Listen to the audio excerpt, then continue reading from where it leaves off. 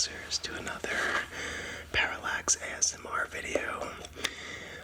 Today I have 7 triggers picked out for you as usual, and the last video I did had no talking in it, and I usually like to mix things up, talking and no talking, so this time I am going to ramble while I play with some triggers. The first trigger I have for you is this hairbrush.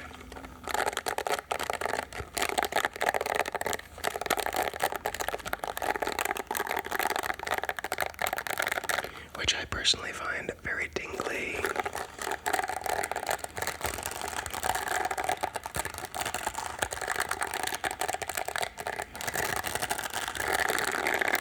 My wife just bought this recently, and I think it's designed for like detangling, which is why the bristles are so soft and pliable. Pliable's not the right word, but you get it.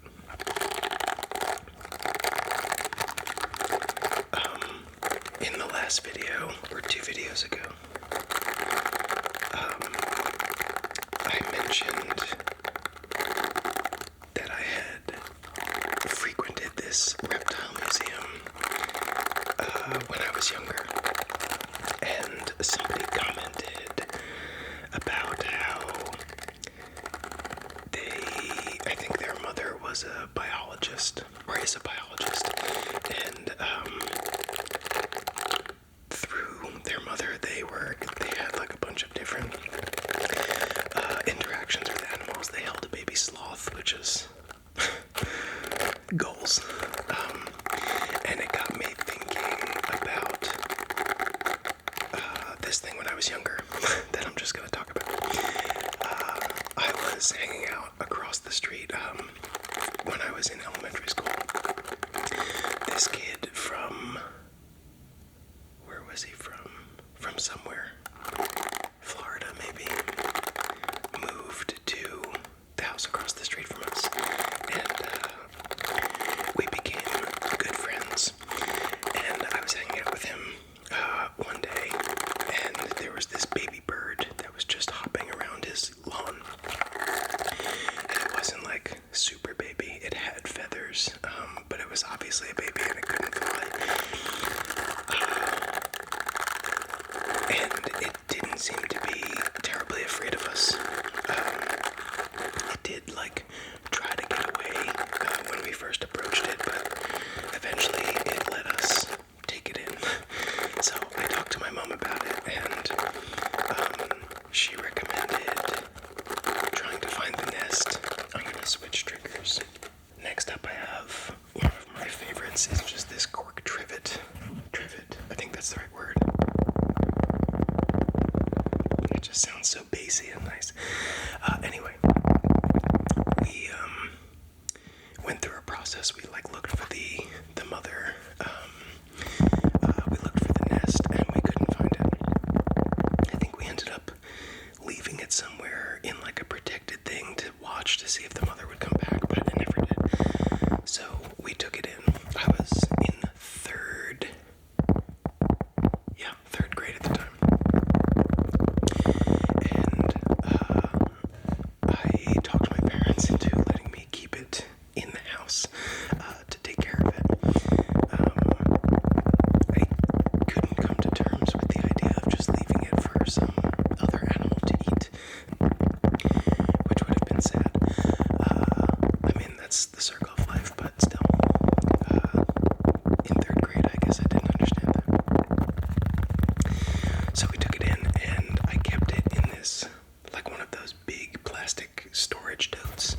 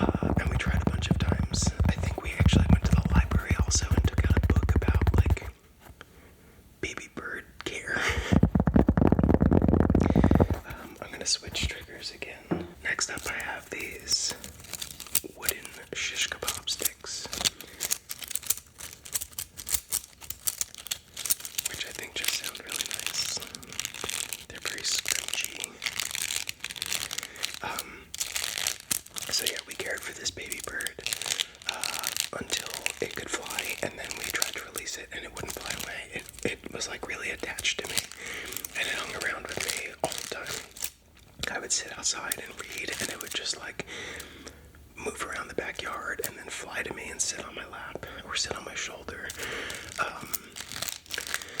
And then eventually, when I had to go to school, we set up a tent in the backyard, and we put the bird in there,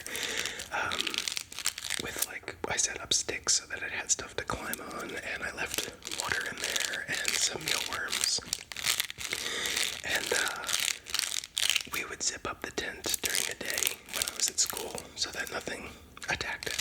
And then when I got home, I would go straight into the backyard, and I would open the tent, and the bird would come out, and he would fly around me and hang out with me. And that went on. I don't really have a great memory, but that went on for weeks, definitely, and it might have even been months, but maybe just a few weeks, I'm not really sure. And then one day, he actually did fly away and didn't come back. He was a starling, and I named him Dratini after the Pokemon. That was actually one of two birds that I raised. There's another bird, it was a robin, that was in our backyard, and it was the same thing. We did like the same process. We looked for the mother bird, we waited to see if the mother bird would come back, and it didn't, so I took it in. At that point, I knew what to do with baby birds. I think that was in 5th grade, so 2 years later. I fed it mealworms. It lived in our hallway for a while in one of those plastic totes. And then in the tent in our backyard, and that one also flew away in time. So, totally random story time for you.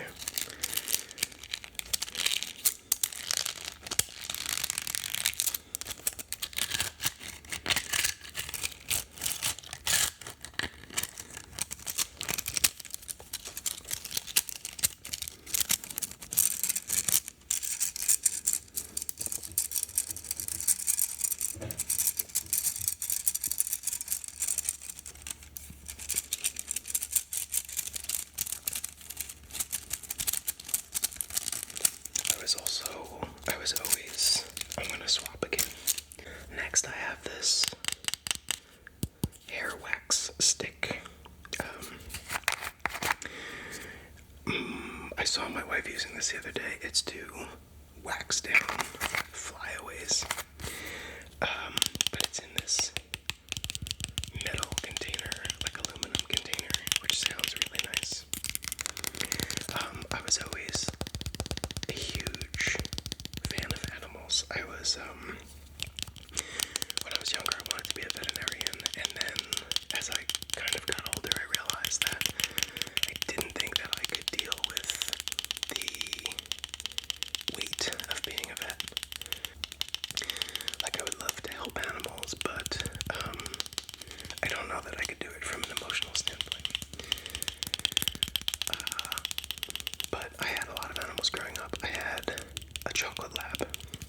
That was my first dog. I had a cat, and then a second cat for a short time. But the two cats didn't get along, so we had to have somebody else take the second cat, unfortunately. I had another chocolate lab after the first one. I had 2 hamsters. I had a salamander, which is not something that a lot of people have. His name was Tiny, and I named him after the boss, I think, in Crash Bandicoot. I could be wrong. We rented that game from Blockbuster. I'm dating myself again. We rented that game from Blockbuster, and I think I only played it once, but I'm pretty sure the giant, I think he was a crocodile. The giant crocodile's name was Tiny, and I named my salamander after him. My brother had fish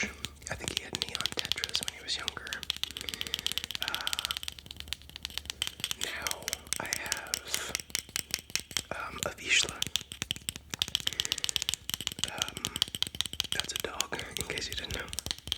He's a Hungarian pointer, and he's extremely high energy, but he is the most lovable pup in the entire world. I feel like of all dogs that I've ever known, my dog now has the biggest personality that I've ever seen in a dog. He's honestly like a human. He's wildly intelligent. And I feel like he's just a very easy dog to connect to. He's a hard dog to care for because he has high exercise requirements, but I work from home and make my own schedule, so luckily that works out. I mean, not luckily. We only got him after I had secured that career. I didn't want to. I love dogs, and I wanted one the second we moved into our own house, but I didn't think it was fair to get a dog, especially a high energy one, and then have both of us be out for 8 hours a day. Okay, let's switch triggers. Next up, I have these things. I don't remember exactly what these are, and there's a reason for that. They're like, you know, the seals that go on the top of, like, some bottles. That's what these are. And the reason that I don't know exactly what they are, they're very clicky. That's really nice. The reason I don't know exactly what these are is because I have a lot of hobbies. One of those hobbies is winemaking. And this could be a cover for a wine bottle. Another hobby is hot sauce making, and this could be a cover for hot sauce bottles. It looks to me like it's a wine bottle cover, but I don't really remember. I don't think I ever bought these for wine, so I feel like they came with something I have for making hot sauce. I call myself a serial hobbyist because I have done so many different things.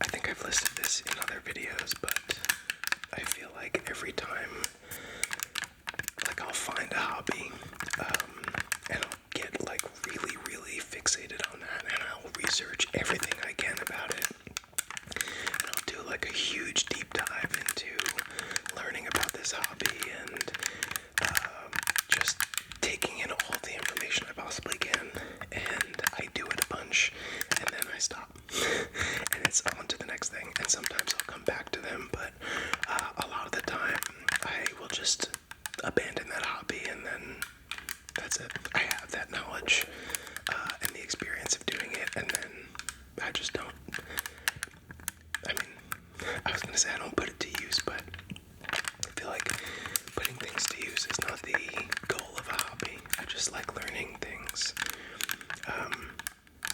Yeah, I don't know. I've just always been like that. Even when I was younger. Some things have stuck, like beer making. I make beer once a year, and I have for probably a decade or so. A little longer than that. I built a hydroponic gardening system in my basement, and I was a hydroponic gardener for a while. Woodworking is one that has stuck, and I still do that regularly.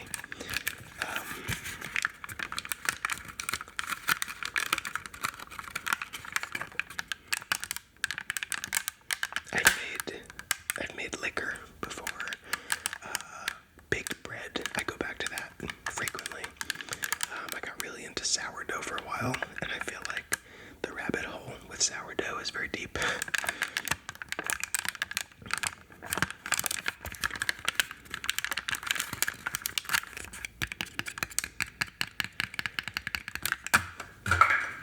Uh-oh.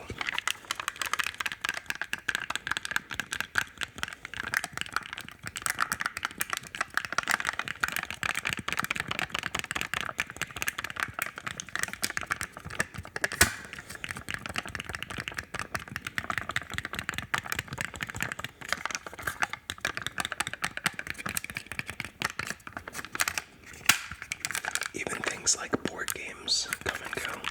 I'll get really into board games and want to play them every single week, and then I don't play them for years.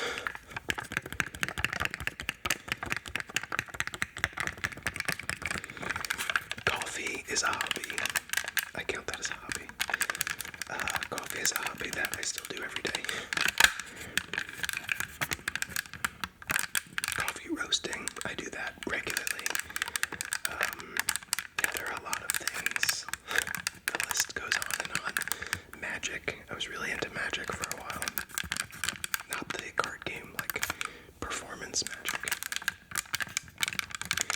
Okay, I have one more trigger for you, and it's actually something that somebody recommended. I'll put their name on the screen here. I have to go